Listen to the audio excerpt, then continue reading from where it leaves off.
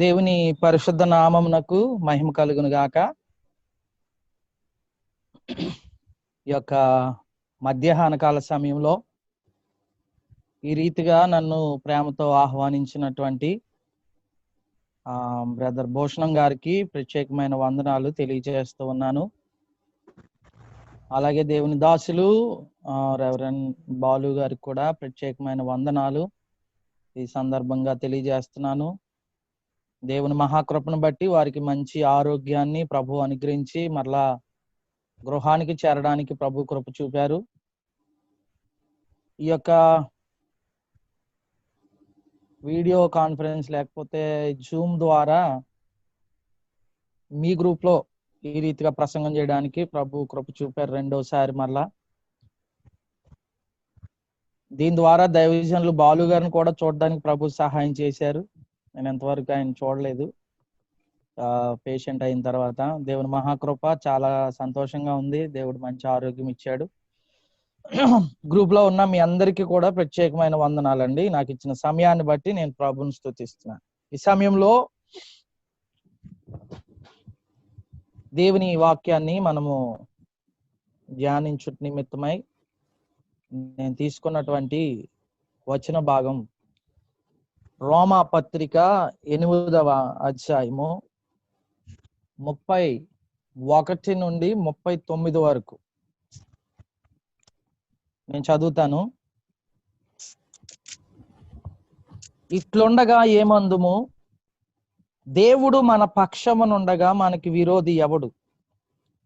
తన సొంత కుమారుని అనుగ్రహించుటకు వెనుతీయక మనందరి కొరకు ఆయనను అప్పగించిన వాడు ఆయనతో పాటు సమస్తమును మనకెందుకు అనుగ్రహింపడు?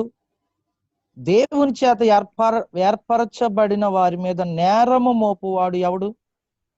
నీతిమంతులుగా తీర్చువాడు దేవుడే. శిక్ష విధించువాడు ఎవడు? చనిపోయిన క్రీస్తు యేసే.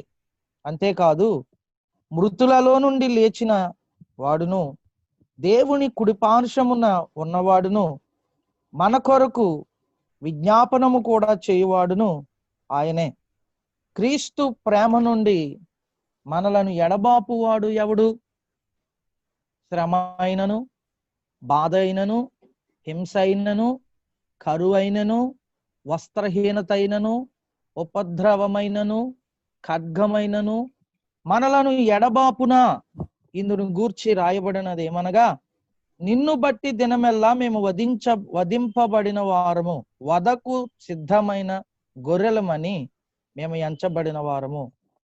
అయినను మనలను ప్రేమించిన వాని ద్వారా మనం వీటన్నిటిలో అత్యధిక విజయం పొందుచున్నాం.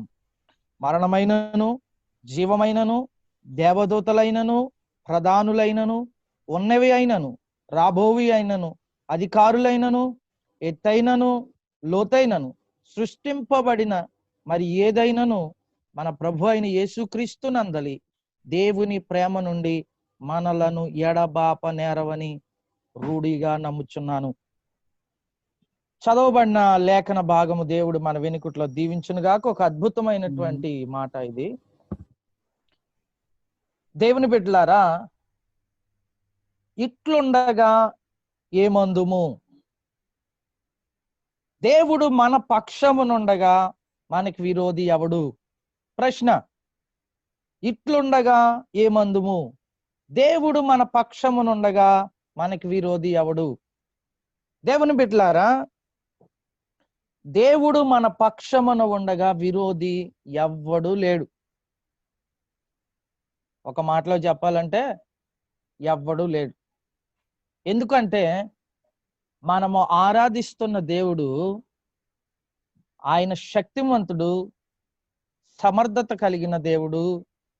ఎట్టి ఆపదలో ఉన్నను, ఎట్టి సమస్యలలో ఉన్నను, ఎట్టి బంధకాలలో ఉన్నను, అందుకే గాఢాంధకారపు లోయలలో నేను సంచరించిన ఏ అపాయమునకు నేను భయపడను అని అంటారు. అంటే అటువంటి పరిస్థితిలోకి వెళ్ళిపోయిన నా దేవుడు మనలను లేవనెత్తి ఉన్నత స్థలముల మీద నడిపించే దేవుడిగా మనకు కనపడతా ఉన్నాడు. దేవుణ్ణి మనం విడిచిపెట్టొచ్చేమో కానీ దేవుడు మనల్ని ఎన్నడూ విడిచిపెట్టడండి. ఆయన విడిచిపెట్టే దేవుడు కాదు. నిన్ను విడువను ఎడబాయనని ఆయన మనతో చెప్పాడు. ఆయన మనతో ఉన్నాడు, మనకు తోడుగా ఉన్నాడు. దేవుని బిడ్డలారా, ఎఫెసీ పత్రిక 6వ అధ్యాయం 10వ వచనాన్ని జ్ఞాపకం చేసుకుంటే, తుదకు ప్రభు యొక్క మహాశక్తిని బట్టి ఆయన యందు బలవంతులై ఉండండి. మీరు అపవాది తంత్రములను ఎదిరించడానికి శక్తి నొందినట్లు దేవుడిచ్చు సర్వాంగ కవచాన్ని ధరించుకోండి. సాతానుగాడు తప్ప మనకి ఎవరు శత్రువు లేరు ఈ లోకంలో. సాతానే మనకి ప్రధాన శత్రువు. ఎందుకంటే ప్రతి విషయంలో కూడా మనతో పోరాడడానికి ఎవరు బలహీనులుగా ఉన్నారు, లేకపోతే ఎవరు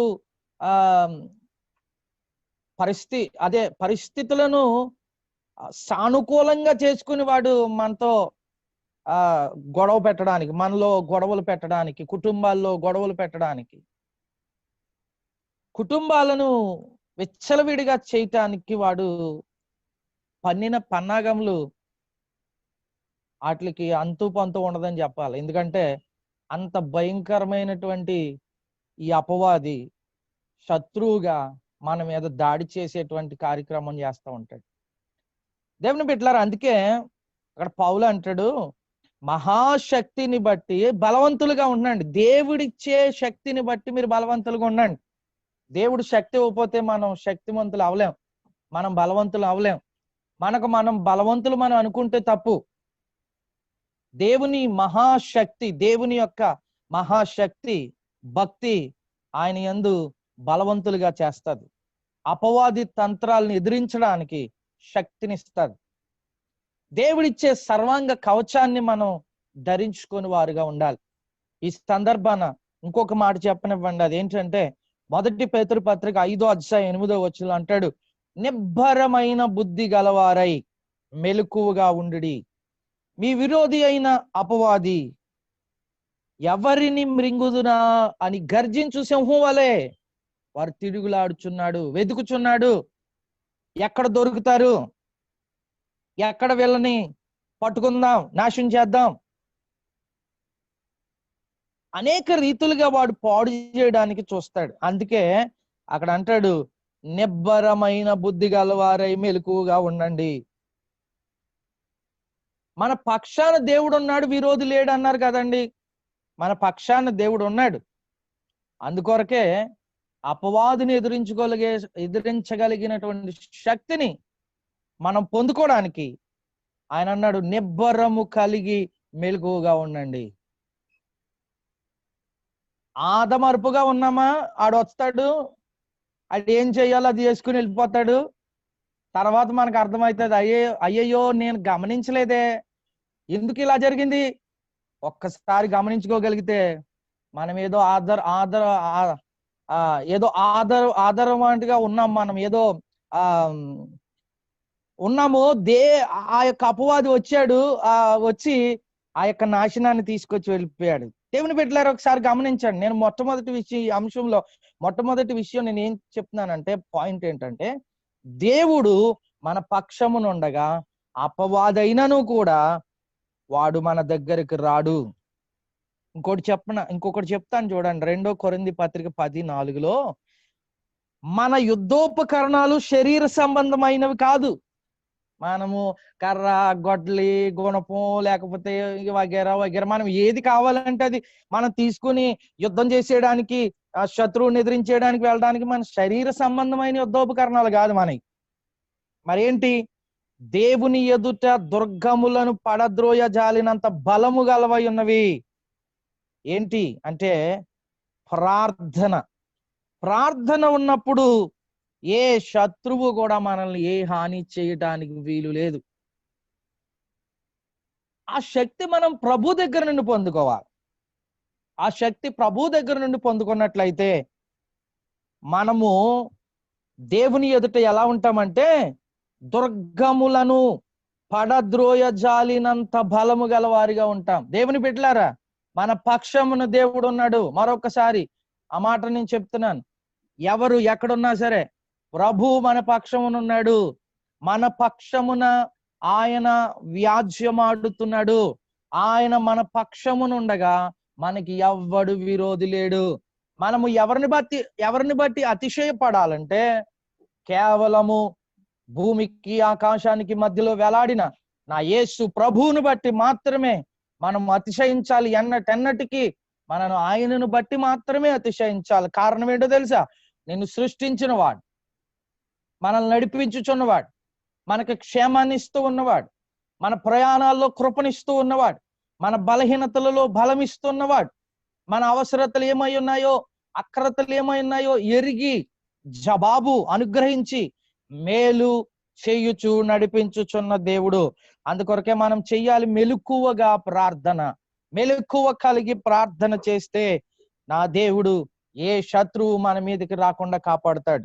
రెండవ విషయం ఏంటంటే తన సొంత కుమారుణ్ణి అనుగ్రహించడానికి వెనుతీయలేదు. ఒకవేళ సొంత కుమారుణ్ణి వెను తీస్తే ఆయన భూమి మీదకి పంపించడానికి ఇష్టపడకపోతే, సర్వమానవాళ్ళ కొరకు ఆయన పంపించకపోతే, ఆయనతో పాటు అన్ని అనుగ్రహించకపోతే ఈరోజు మీరు నేను ఏమయ్యేవారమో తెలీదు, ఏ పాపంలో ఉండేవారమో తెలీదు, ఎక్కడ నలిగిపోయిన స్థితిలో ఉండేవారమో తెలీదు, మనల్ని ఎవడు ఆదరించేవారో తెలీదు. నా దేవుని ఆయన సొంత కుమారుణ్ణి ఈ భూమి మీదకి పంపించడానికి వెనుతీయకుండా పంపించాడు, నీ కొరకు నా కొరకు. అందుకొరకే మనం చెయ్యాల్సింది రెండవది. కాబట్టి మత్తయి సువార్తలో ఉంటది 6:33లో, కాబట్టి మీరు ఆయన రాజ్యమును ఆయన నీతిని మొదట వెదకండి, అప్పుడు మీకేమి కావాలో అవన్నీ అనుగ్రహించబడతాయి. దేవుని నీతిని రాజ్యాన్ని మనం వెతికేవారుగా ఉండాలి. ఇక మూడో విషయానికి వస్తే, మనం చదవబడిన లేఖన వచ్చిన భాగంలో నుండే నేను మాట్లాడుతున్నాను. మూడవదిగా దేవుడు ఏర్పరచబడిన దైవజనుని మీద నేరం మోపువాడు ఎవడు? దేవుని బిడ్డలారా, నీతిమంతుడిగా తీర్పు తీర్చువాడు దేవుడు. తీర్పు దేవుని వశము. ప్రజలుగా మనం ఏం చెప్పలేం. ఆ సేవకుడి లాగా, లేకపోతే ఆ వ్యక్తి లాగా, ఆ మనిషి లాగా, నా పక్కనున్న వ్యక్తి లాగా, ఆమెలాగా, ఇతనిలాగా మనము తీర్పు తీర్చే వారము కాదు. మనకు ఆ అధికారం దేవుడు ఇవ్వలేదు. మోషే మీద నేరం వెయ్యాలని అనుకుంది, కానీ దేవుడు అన్నాడు, మోషే సాత్వికుడు, నమ్మకమైన వాడు. దేవుని బిడ్డలారా, దేవుని చేత ఏర్పాటు చేయబడిన దైవజనుల మీద నేరం మోపువాడు ఎవడూ లేడు. నీతిమంతునిగా తీర్చువాడు ఆయనే. ఇక నాలుగో విషయానికి వస్తున్నాను. చాలా క్లుప్తంగా మీకు చెప్తా ఉన్నాను. నాలుగో విషయం ఏంటంటే, మనకు శిక్ష విధించువాడు ఎవడు? ఇవన్నీ ప్రశ్నలే, నేను జవాబులు ఇస్తున్నాను. బైబిల్ గ్రంథంలో నుండి నేను జవాబు ఇస్తా ఉన్నాను. మనకు శిక్ష విధించువాడు ఎవడు? క్రీస్తు యేసే శిక్షించి మా ఆయన వైపు త్రిప్పుకునేవాడు. ఇంకెవరూ లేరు. తల్లిదండ్రులుగా మన బిడ్డలను శిక్షిస్తాం, మరలా వాళ్ళు ఎలాగూ లైన్లో పడాలో, మార్గంలో పడాలో ఆ మార్గంలో మనం ఏర్పాటు చేసే దాని కొరకు మనం బుద్ధి చెప్తాం, శిక్షిస్తాం. అలాగని ప్రేమ లేక కాదు. దేవుడు అంటాడు ప్రకటన 3:19లో, నన్ను ప్రేమించు వారందరినీ నేను గద్దించి శిక్షిస్తాను. అమ్మా, వింటున్నా మీ అందరికీ ప్రభు పేరట దేవుని దాసునిగా ఒక మాట చెప్తున్నాను. ఎవ్వరు మిమ్మల్ని శిక్షించరు, ఎవరు మిమ్మల్ని శిక్షించరు. ఆయన అంటాడు, ఒక ఆమె వస్తుంది ప్రభు దగ్గరికి, అమ్మా వాళ్ళు నిన్నేమి చేయలేదా? నేను కూడా నిన్నేమి చేయను, సమాధానం గలదానివై వెళ్ళు. దేవుడు అటువంటి కృప మనకు అనుగ్రహిస్తాడు. దేవుని బిడ్డలారా, అందుకే గాయపరుచువాడు ఆయనే, గాయం కట్టువాడు ఆయనే అని అంటాడు. కాబట్టి గాయం ఎందుకు పరచాలి, మరలా గాయం ఎందుకు కట్టాలి? దేవుని బిడ్డలారా, ఆ గాయం అనేది మనకు రాకపోతే మనం ఇంక దేవుడు అంటే మర్చిపోతాం. మన పనులు, మన ఇంటర్నెట్లు, మన ఇష్టానుసారమైనటువంటి జీవితం జీవించేదానికి ప్రయత్నం చేస్తూ ఉంటాం. ఇప్పటికే చాలా మంది దేవునికి సన్నిధికి దూరం అయిపోయిన వారు ఉన్నారు. ఇంటర్నెట్ల వల్ల, లేకపోతే ఇంకొకటి వల్ల, దేని వల్ల మొత్తం మీద ప్రభువుకు దూరం అయిపోయిన వారు ఉన్నారు. కానీ ఏదో రోజు ప్రభు శిక్షకు మనం లోబడకపోతే మన ప్రభు ఎలాగ ఆశీర్వదిస్తాడు? అనేక మంది మన మీద శిక్షించే వారిగా ఉంటారా? దేవుని బిడ్డలారా, మనకు శిక్ష ఎవరు విధించినా నా దేవుడు విధిస్తే మరలా వెంటనే ఆయన వైపుకు త్రిప్పుకోవడానికి తప్ప మన మీద ద్వేషం ఉండో, కక్ష ఉండో, అసూయ ఉండో కాదు. మన ప్రక్కవారు మన మీద గొడవ పెట్టారంటే ఏదో ద్వేషం, కక్ష ఏదో ఉండి వాళ్ళకంటే మనం ఎదిగిపోతున్నామని కోపంతోనో ఏదో చేయొచ్చు. కానీ ప్రభువుకి అది లేదే. ప్రభు ఎందుకు శిక్షిస్తాడు? కేవలం ఎందుకు శిక్షిస్తాడంటే మనము ఆయన మాట విననొల్లని ప్రజలుగా ఉన్నట్లయితే ఆయన శిక్షిస్తాడు. శిక్షించి ఆయన సరి అయిన త్రోవలో నడిపించుకుంటాడు. ప్రేమిస్తున్నాడు కనుక అది చేస్తా ఉన్నాడు. దేవుని బిడ్డలారా, యెహెజ్కేలు గ్రంథంలో ఒక మాట కనపడుతుంది 34:16 వినలేని గొర్రెల కట శిక్ష అనే మేత పెట్టి లయపరుస్తాను అంటున్నాడు. దేవుని మాట వినండి దేవుని బిడ్డలారా. దేవుని మాట వినకపోతే మనం ఏమీ చేయలేం.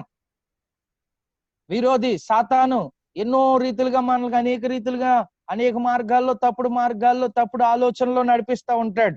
దేవుడు మన పక్షం ఉంటే ఒకవేళ వినలేని పరిస్థితిలో ఉన్న గొర్రెలను ఏం చేస్తాడంటే మేత పెడతాడు. శిక్ష అనే మేత పెడతాడు, వాటిని లయపరుస్తాడు. ఇక 5వ విషయానికి వస్తున్నాను. 5వ విషయాన్ని జ్ఞాపకం చేసుకుంటున్నప్పుడు ఆయన మన పక్షమున విజ్ఞాపన చేస్తున్నాడు. ఇది చాలా చాలా ప్రాముఖ్యమైనటువంటి విషయం, మీరు అందరూ గుర్తుపెట్టుకోవాలి. అమ్మా, దేవుడు మన పక్షంగా విజ్ఞాపన చేస్తున్నాడట. ఆయనే విజ్ఞాపన చేస్తున్నాడు. మనం ఒకవేళ మర్చిపోతున్నామేమో, దేవుని సన్నిధిలో ప్రార్థన చేయాలి, ఆ విషయాన్ని మర్చిపోతున్నామేమో, లేదా ఆయనతో ప్రతిదినం మాట్లాడాలి, ఆ విషయాన్ని మర్చిపోతున్నామేమో. కానీ మన పక్షముగా ఆయన విజ్ఞాపన చేస్తున్నాడంట. అటువలనే ఆత్మయు మన బలహీనతను, రోమాపత్రిక 8:26 ఉంటది ఈ మాట, చూచి సహాయం చేయుచున్నాడు. ఎలయనగా మనము యుక్తముగా ఎలాగూ ప్రార్థన చేయవలనో మనకు తెలియదు గాని ఉచ్చరింప సఖ్యము కాని మూలుగులతో ఆత్మ తానే మన పక్షముగా విజ్ఞాపనము చేయుచున్నాడు. మరియు హృదయములను పరిశోధించువాడు ఆత్మ యొక్క మనసు ఏదో ఎరుగును. ఎలయనగా ఆయన చిత్త ప్రకారం పరిశుద్ధుల కొరకు విజ్ఞాపన చేయుచున్నాడు. దేవుని ప్రేమించు వారికి అనగా ఆయన సంకల్పం చెప్పున పిలబడిన వారికి మేలు కలుగుటకై సమస్తము సమకూడి జరుగుచున్నవని ఎరుగుదుము. దేవుని బిడ్డలారా, దేవుడు మన పక్షమున విజ్ఞాపన చేస్తున్నాడు. 5వ విషయం, మీ అందరి కొరకు ప్రార్థన చేస్తున్నాడు, విజ్ఞాపన చేస్తున్నాడు. మనకింకా విరోధి ఎవడండి?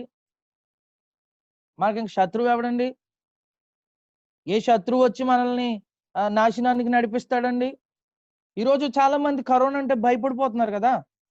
భయంకరమైనటువంటి పరిస్థితుల్లో ఉన్నాం మనం. భయమే, అందరికి భయం, నాకు కూడా భయం వేస్తుంది.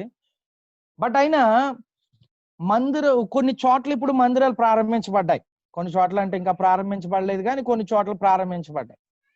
అంటే అన్ని చోట్లకు వెళ్ళి అన్ని పనులు నిర్వర్తించుకుని వస్తా ఉన్నారు. కానీ దేవుని మందిరం దగ్గరకు వచ్చేసరికి మాత్రం కరోనా ఎవరిని బట్టి వచ్చేస్తుందా అని భయం వేస్తా ఉంది. భయపడవలసిన దగ్గర భయపడట్లేదు, భయపడనక్కర్లేని చోట భయపడుతున్నారు ఈ రోజు. దేవుని బిడ్డలారా, ఆలోచించండి. మీకోసం, నా కోసం ఈ రోజు నేను అంటాను, దేవుడు మన అందరినీ కూడా సజీవులుగా ఉంచాడు. కొన్ని బలహీనతలు వచ్చాయి, కృంగిపోయాం, నలిగిపోయాం. కొంతమందికి ఏమీ రాలేదు, దేవుని కృప బాగున్నారు. అంటే కరోనా గురించి కాదు నేను మాట్లాడేది. జీవిత యాత్రలో ఎన్నో సమస్యలు వచ్చాయి, కన్నీరు ఉంది, దుఃఖం ఉంది, వేదన ఉంది. కొంతమంది సంతోషంగానే ఉన్నారు. ఏది ఏమైనాను కూడా దేవుడు మన పక్షాన ఉన్నాడు. దేవుని బిడ్డ, ఈరోజు దేవుని సేవకునిగా నేను చెప్తున్నాను, మీరు ఒంటరిగా లేరు, మీ కుటుంబం ఒంటరిగా లేదు, మీ జీవితం ఒంటరితనాన్ని అనుభవించట్లేదు.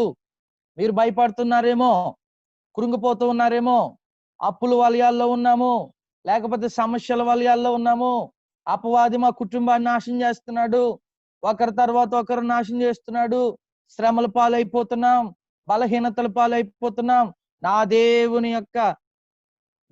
యొక్క మాట ఈరోజు దేవుని దాసునిగా నేను ప్రకటన చేస్తూ ఉన్నాను. అమ్మా, దేవుడు మన పక్షాన విజ్ఞాపన చేస్తున్నాడు.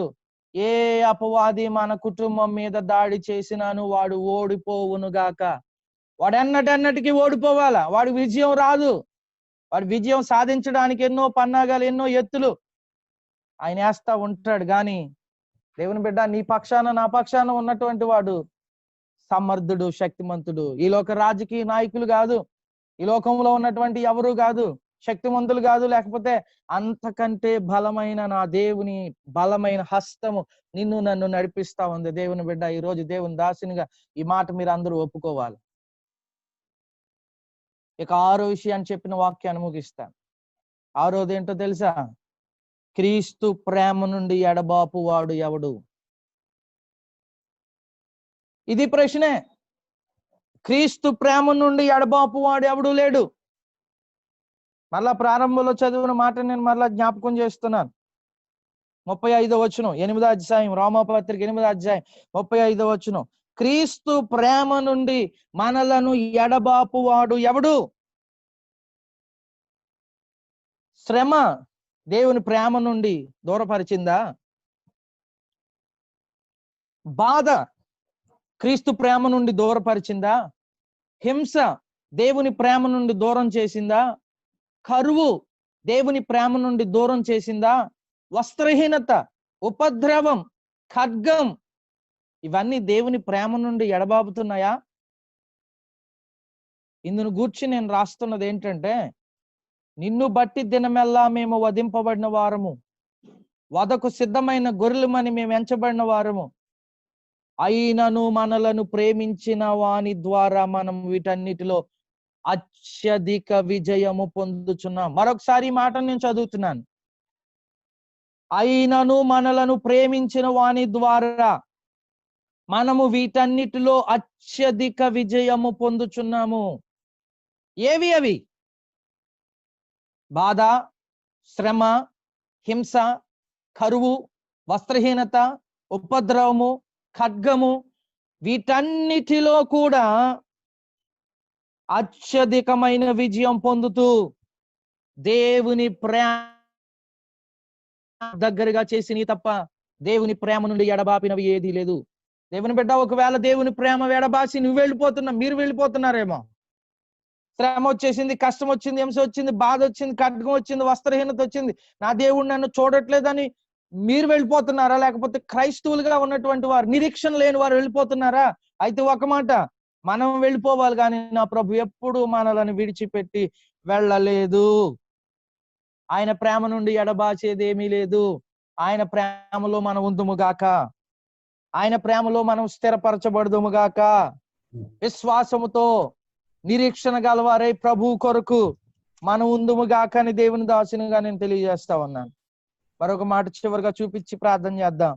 1 పేతురు పత్రిక 4వ అధ్యాయం 12వ వచనంలో, ప్రియులారా, మిమ్మల్ని శోధించుటకు మీకు కలుగుచున్న అగ్ని వంటి మహాశ్రమను గూర్చి మీకేదో ఒక వింత సంభవించినట్లు ఆశ్చర్యపడకుడి. క్రీస్తు మహిమ బయలుపరచబడినప్పుడు మీరు మహాదానందముతో సంతోషించు నిమిత్తం క్రీస్తు శ్రమలలో మీరు పాలివారై ఉన్నంతగా సంతోషించుడి. అదే పేతురు పత్రిక 1వ అధ్యాయం 4వ వచనంలో ఒక మాట ఉంటది. మన ప్రభువగు యేసుక్రీస్తు తండ్రి అయిన దేవుడు స్తుతింపబడును గాక. మృతులలో నుండి యేసుక్రీస్తు తిరిగి లేచుట వలన జీవముతో కూడిన నిరీక్షణ మనకు కలుగునట్లు, అనగా అక్షయమైనదియు నిర్మలమైనదియు వాడబారనిదియునైన స్వాచ్ఛ్యం మనకు కలుగునట్లు ఆయన తన విశేష కనికరము చొప్పున మనలను మరలా జన్మింపచేసెను. కాబట్టి మనం ఎలా ఉండాలంటే విశ్వాసంతో ఉండాలి, ఇంకొకటి నిరీక్షణతో ఉండాలి, నమ్మికతో ఉండాలి. బ్రతుకుట క్రీస్తే, చావైతే లాభము అన్నట్లుగా ప్రభు కొరకు జీవించాలి. ఈరోజు నేను 6 విషయాలు మీ ముందు ఉంచాను నేను. 1, దేవుడు మన పక్షమున ఉండగా విరోధి ఎవడు? తన సొంత కుమారుని అనుగ్రహించడానికి వెనుదీయక ఆయన మన కొరకు పంపించి మన రుణ బాధలను, అవన్నిటిని కూడా, బాధలన్నిటినీ కూడా తప్పించాడు. 3వది, ఏర్పాటు చేయబడిన, దేవుని చేత ఏర్పాటు చేయబడిన దైవజనుని మీద నేరం మోపువాడు దేవుడు తప్పే మరొకడు లేడని. 4వది, మనకు శిక్ష విధించువాడు ఎవడు? ఆయన తప్ప ఇంకెవరు లేరని. మన పక్షమును విజ్ఞాపన చేయవాడు ఎవరు? ఆయన తప్ప మరొకరు లేరని. ఆయన ప్రేమ నుండి ఆరోదిగా ఆయన ప్రేమ నుండి ఎడబాపు వారు ఎవరు లేరు. ఎందుకంటే అన్నిటికీ ఒకటే జవాబు, ఆయన నీ ముందున్నాడు, నీ వెనక ఉన్నాడు, నీ ప్రక్క ఉన్నాడు, నలు దిశలా నిన్ను నడిపిస్తూ ఉన్నాడు. నలు దిశలా నిన్ను భయము ఆవరింప చేసినప్పటికీ ఆ భయములన్నిటిలో నుండి కూడా నా దేవుడు ఫలభరితమైనటువంటి జీవితం, ధైర్యం కలిగిన జీవితం, విజయవంతమైనటువంటి జీవితం, క్షేమకరమైనటువంటి జీవితం, ఆశీర్వాదకరమైనటువంటి జీవితం నా దేవుడు మనందరికి అనుగ్రహిస్తా ఉన్నాడు. దేవుని బిడ్డ, ఒకవేళ నాకు అనుగ్రహించట్లేదని నువ్వు ప్రశ్నగా మిగిలిపోతే ఈ రోజు దేవుని దాసునికి ఒక మాట, నా దేవుడు తప్ప ఇవన్నీ ఇంకెవరు చేయట్లేదు.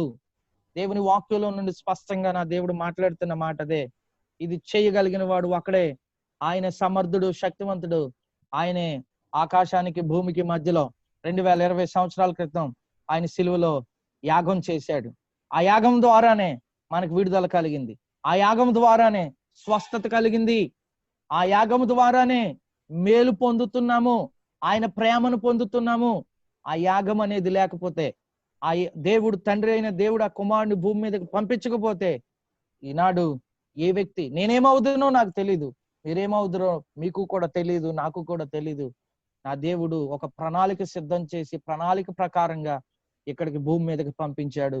నా యేసు ప్రేమ నుండి ఎడబాపు వాడు ఎవడు లేడు. ధైర్యంగా ఉండండి, ప్రభు కొరకు నిలబడండి, విశ్వాసంతో నిరీక్షణతో ఉండండి. ఎట్టి శ్రమలైనను కూడా నా దేవుడు మన పక్షమున ఉన్నాడు. మరొకసారి ఆ మాటను చెప్తా ఉన్నాను, నా దేవుడు మన పక్షమున ఉన్నాడు. మన పక్షమున ఉండగా ఏ శత్రువు మిమ్మును నన్ను ఎవరిని నాశనము చేయటానికి వీలు లేదు. కారణం ఏంటంటే నా దేవుడు గొప్ప దేవుడు, శక్తిమంతుడు. అందుకే మరొకసారి నేను ప్రకటన చేస్తున్నాను. కాబట్టి ధైర్యంగా ఉండండి, విశ్వాసంతో ఉండండి, మెలకువ కలిగి ప్రార్థన చేయండి. ప్రార్థన ద్వారా పరిస్థితులను మారుతాయి. దేవుని దాసులు బాలు గారు ప్రార్థించారు, ఉపవాసాలతో ప్రార్థించారు.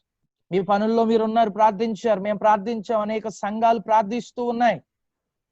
దేవుడు ప్రార్థనకు జవాబిస్తాడండి అనడానికి నిర్వచనమే మన ఎదుట సజీవునిగా ఈ లైవ్ లో ఆయన సాక్ష్యాన్ని మనం విన్నాం. దేవుని బిడ్డలారు, అనేకమైన సజీవ సాక్ష్యాలు మనం వింటాం. కారణం ఏంటో తెలుసా? దేవుని ప్రజలమైన పక్షమున దేవుడు విడిచి పెట్టడానికి ఆయనలో ఏ స్వార్థము లేదు. ఆయన మన పక్షమున ఉన్నాడు. దేవుని దాసులు కదండి, దేవుని దాసులు మాత్రమే కాదు, ఆయనను వెంబడించుచున్న వారు ఎవరినైనా కూడా ఆయన హక్కును చేర్చుకుని ఆయన చేసే కార్యాలు అలాగే ఉంటాయి. నమ్మండి, విశ్వాసం ఉంచండి, ప్రభు కొరకు నిలబడండి, మెలకువ కలిగి ఉండండి.